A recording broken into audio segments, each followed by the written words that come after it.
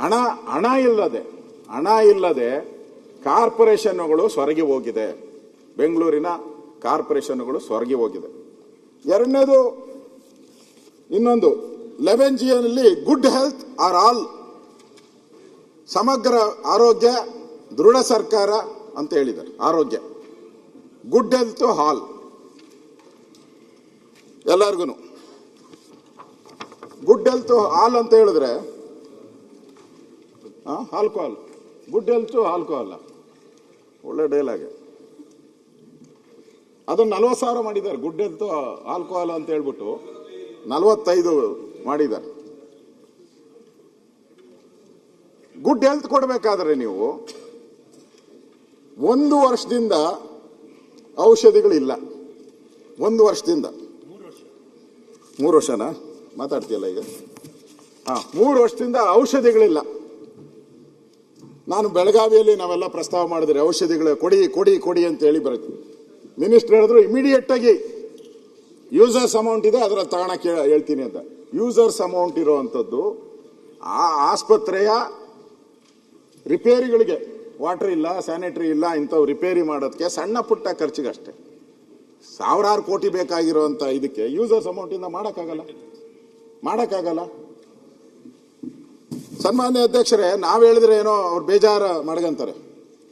ಕರ್ನಾಟಕ ಸರ್ಕಾರಿ ವೈದ್ಯಾಧಿಕಾರಿಗಳ ಸಂಘ, ಆರೋಗ್ಯ ಇಲಾಖೆ ಅವರು ಒಂದು ಲೆಟರ್ ಬರೆದಿದ್ದಾರೆ ಸರ್ಕಾರಕ್ಕೆ. ಎಲ್ಲ ಡಾಕ್ಟರ್ಗಳು, ಕರ್ನಾಟಕದಲ್ಲಿರುವಂತ ಎಲ್ಲ ಡಾಕ್ಟರ್ಗಳು ಕೂಡ ಒಂದು ಪತ್ರವನ್ನ ಸರ್ಕಾರಕ್ಕೆ ಬರೆದಿದ್ದಾರೆ. ಆ ಪತ್ರದಲ್ಲಿ ಹೇಳಿದ್ದಾರೆ, ಸಮರ್ಪಕ ಔಷಧಿ ಪೂರೈಕೆ. ಆಸ್ಪತ್ರೆಗಳಲ್ಲಿ ಕಾಲಕ್ಕೆ ಸಮರ್ಪಕವಾದಂತಹ ಔಷಧಿ ಸರಬರಾಜು ಮಾಡುವುದು ಸರ್ಕಾರದ ಜವಾಬ್ದಾರಿಯಾಗಿದ್ದು, ಈ ಹಿನ್ನೆಲೆಯಲ್ಲಿ ಸರ್ಕಾರವು ಕರ್ನಾಟಕ ರಾಜ್ಯದ ವೈದ್ಯಕೀಯ ಸರಬರಾಜು ನಿಗಮ ನಿಯಮಿತ ಸಂಸ್ಥೆ ಸ್ಥಾಪನೆಯಾಗಿರುತ್ತದೆ. ಈ ನಿಗಮದ ಪ್ರಮುಖ ಕರ್ತವ್ಯ ನಿಯಮಿತವಾಗಿ ಅಗತ್ಯಕ್ಕೆ ಅನುಗುಣವಾದಂತಹ ಔಷಧಿ ಮತ್ತು ವೈದ್ಯಕೀಯ ಸಲಕರಣೆ ಸರಬರಾಜು ಮಾಡಿರುತ್ತದೆ.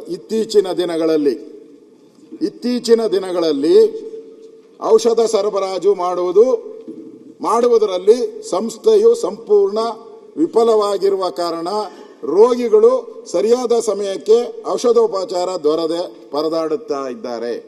ನಾನಲ್ಲ ಹೇಳ್ತಾ ಇರೋದು, ನಿಮ್ಮ ಡಾಕ್ಟರ್ಗಳು, ಸರ್ಕಾರಿ ಆಸ್ಪತ್ರೆಯ ಡಾಕ್ಟರ್ಗಳು ಹೇಳಿರೋದು. ಇದಕ್ಕೆ ಸರ್ಕಾರಕ್ಕೆ ಗೌರವ ಇದೆ. ಈಗ ಗುಡ್ ಹೆಲ್ತ್ ಇದೇನಾ ಗುಡ್ಡು? 3 ವರ್ಷದಿಂದ ಆಸ್ಪತ್ರೆಯಲ್ಲಿ ಮೆಡಿಸಿನ್ ಇಲ್ಲ ಅಂದ್ರೆ it's A good health. Bad health ಯಾವುದು? ನಾನಲ್ಲ, ಅವರು. ನಾನು ಹೇಳೋದು ಈ ಸರ್ಕಾರಕ್ಕೆ ಈ ತರ ಯಾರೋ ಅವ್ರೇನ್ ಹೇಳ್ತಾರೆ, ಅವನು ಯಾವನ ತಲೆ ಕೆಟ್ಟವನು ಅಂತಾರೆ. ನೀವು ಆಚೆ ಕೇಳಿ ಬೇಕಾದ್ರೆ, ಮುಖ್ಯಮಂತ್ರಿಗಳಿಗೆ ಯಾರಾನ ಮಾಧ್ಯಮದವ್ರು ಕೇಳಿದ್ರೆ ಅವ್ರು ತಲೆ ಕೆಟ್ಟವರು, ಈ ತಲೆ ಕೆಟ್ಟವನ ಮೇಲೆ ಕೇಸ್ ಹಾಕಿ ಯಾಕೆ ಹಾಕಲ್ಲ? ಹಂಗಾರೆ ನಿಮ್ ಧೈರ್ಯ ಇದ್ರೆ ಹಾಕಿ ಧೈರ್ಯ ಇದ್ರೆ. ಇವನು ತುಪ್ಪ ಹೇಳ್ತಾ ಇದ್ದಾನೆ, ನಾವು ಇಷ್ಟು ದುಡ್ಡು ಕೊಟ್ಟಿದ್ರಿ, ನೀವೆಲ್ಲ ಆಸ್ಪತ್ರೆಗಳು ನೋಡಿ ತುಂಬಿ ತುಳುಕ್ತಾ ಇದೆ, ಇಡಕ್ಕೆ ಜಾಗ ಇಲ್ಲ ಆಸ್ಪತ್ರೆಗಳ ಮೆಡಿಸಿನ್. ಅಧ್ಯಕ್ಷರೇ, 860 ಮೆಡಿಸಿನ್ಸ್ ಇರಬೇಕು. 860 ಇರೋದು 170. 1040 ಇರೋದು 170. ಇನ್ನು ಉಳಿದವೆಲ್ಲ ಕಾಣದಂತೆ ಮಾಯವಾಯಿತು. ಎಲ್ಲ ಮಾಯ. ಸರ್ಕಾರಿ ಆಸ್ಪತ್ರೆಯಲ್ಲಿ ಮೆಡಿಸಿನ್ ಮಾಯ, ಆದ್ರೂ ಗುಡ್ ಹೆಲ್ತ್.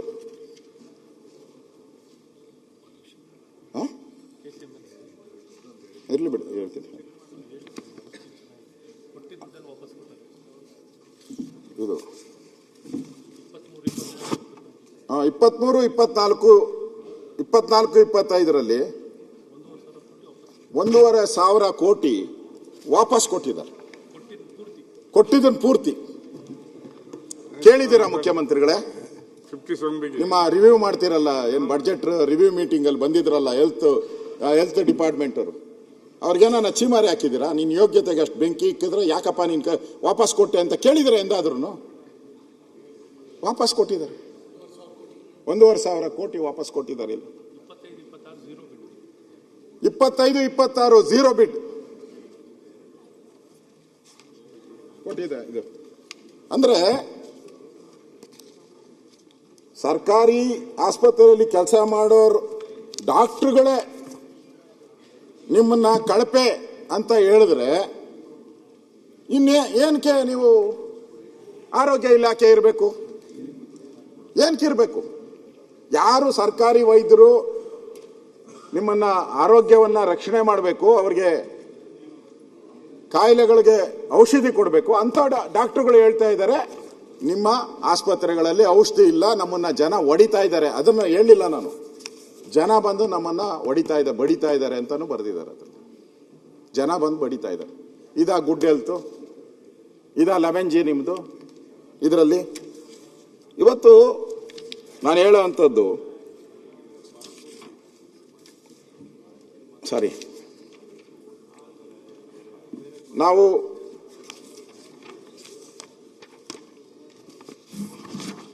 ಅಲ್ಲಿ ನಮ್ಮ ಮಂತ್ರಿಗಳು ಕೊಟ್ಟರು ಅವಾಗ ಈ ಥರ ಔಷಧಿ ಕೊರತೆ ಆದರೆ ನೀವು ದುಬಾರಿ ಬೆಲೆಗೆ ಖರೀದಿ ಮಾಡಿದ್ದೀರಾ, ಮುಂದೆ ಈ ರೀತಿ ಮಾಡಿದ್ರೆ ಕೇಸ್ ಹಾಕಲಾಗುವುದು ಅಂತ ಅವತ್ತು ಉತ್ತರ ಕೊಟ್ಟರು. ಎಷ್ಟು ಜನದ ಮೇಲೆ ಕೇಸ್ ಹಾಕಿದ್ದೀರಾ? ಎಷ್ಟು ಔಷಧಿಗಳನ್ನು ನೀವು ತಗೊಂಡಿದ್ದೀರಾ? ಇಲ್ಲ, ಒಂದು ಕೇಸು ಇಲ್ಲ, ಔಷಧಿನೂ ಇಲ್ಲ. ಇವತ್ತು ನಾವು ನೋಡ್ತಾ ಇದ್ದೀವಿ. ಅಂದರೆ ಇಲ್ಲಿ ಅವರ ಆಮೇಲೆ ಆರೋಗ್ಯ ಇಲಾಖೆಯವರು ಒಂದು ಕೊಟ್ಟಿದ್ದಾರೆ, ಆರೋಗ್ಯ ಇಲಾಖೆ ಪತ್ರಿಕಾ ಹೇಳಿಕೆ ಅಂತ ಅವರೊಂದು ಕೊಟ್ಟಿದ್ದಾರೆ, ಈ ಥರ ಪ್ರೆಸ್ ಹೇಳಿದ್ದಾರೆ ಅಂತ ಹೇಳ್ಬಿಟ್ಟು.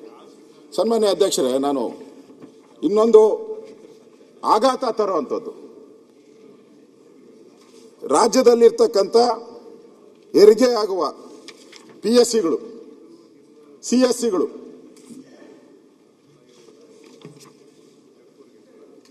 ಮುಚ್ಚುತ್ತಾ ಇದೆ. ಇವಾಗ ಮುಚ್ಚುತ್ತಾ ಇದೆ. ನಾನು ಲಿಸ್ಟ್ ಕೊಡ್ತೀನಿ. ರಾಜ್ಯದಲ್ಲಿ ನಿರ್ದಿಷ್ಟ ಸಂಖ್ಯೆಗಿಂತ ಕಡಿಮೆ ಹೆರಿಗೆ ಆಗುತ್ತಿರುವ CSCಗಳ ಪಟ್ಟಿ. ಒಟ್ಟು 230 CSCಗಳಲ್ಲಿ ಹೆರಿಗೆ ವ್ಯವಸ್ಥೆ ಬಂದ್. ನೀವು ಆರೋಗ್ಯ ಆಕಾಶಕ್ಕೆ ತಗೊಂಡು ಹೋಗ್ತೀನಿ ಅಂತ ಹೇಳ್ತಿದ್ದೆ. ಆಕಾಶ ಬೇಡ, ನೆಲಕ್ಕನ ಕೊಡ್ರಿ. ಹೇಳ ನಾನು ಈ CSCಗಳಲ್ಲಿ ಅವ್ರ ಪಟ್ಟಿ ಸರ್ಕಾರದ್ದೇ ನಾನು ಹೇಳ್ತಾ ಇರೋದು. ಸರ್ಕಾರ ಮಾಡಿ 230 PSCಗಳಲ್ಲಿ ಹೆರಿಗೆನೇ ಆಗ್ತಾ ಇಲ್ಲ, ಆಗಕ್ಕೆ ಮಾಡಕ್ಕೆ ಫೆಸಿಲಿಟಿ ಇಲ್ಲ, ಮೆಡಿಸಿನ್ಸ್ ಇಲ್ಲ, ಡಾಕ್ಟ್ರ್ ಇಲ್ಲ ಅಂತೇಳಿ ಸುಮ್ಮನೆ ಅವ್ರದ್ದು ಹೇಳ್ತೀನಿ. ಚಾಮರಾಜನಗರ ದೊಂಡಿ ವಾಡಿನೋ ಏನೋ ಇದೆ, ಒಂದು ಹೆರಿಗೆ ವರ್ಷಕ್ಕೆ. ಪಾಲ್ಯ 0 ಹೆರಿಗೆ, ಚಾಮರಾಜನಗರ 0 ಹೆರಿಗೆ. ಚಿಕ್ಕಮಗಳೂರು, ಬೇಲೂರು 1 ಹೆರಿಗೆ. ಚಿಕ್ಕಮಗಳೂರು ವರ್ಷಕ್ಕೆ. ಕಡೂರು 1, ಚಿಕ್ಕಮಗಳೂರು, ಯಾಗಟ್ಟಿ 0. ಇದೇನಾ 11G? ಇದೇನಾ 11G? ನಮ್ಮ ಹತ್ರ ಎಲ್ಲ ಪಟ್ಟಿ ಕೊಡ್ತೀನಿ ನಾನು, ಬೇಕಾದ್ರೆ ಮುಖ್ಯಮಂತ್ರಿಗಳಿಗೆ. ಇಷ್ಟು ಇದೆ, ಒಟ್ಟು ಇಷ್ಟು ಪಟ್ಟಿ ಮುಚ್ಚೋ ಅಂತ ಸ್ಟೇಜಿಗೆ ಬಂದಿರೋ ಅಂತ PSCಗಳು ಇವು. ಇವರು ಬಜೆಟ್ ಅಲ್ಲಿ ಹೇಳ್ತಾರೆ 11G, ಓದ್ಕೊಳ್ಳಿ 11G ಅಂತಾರೆ.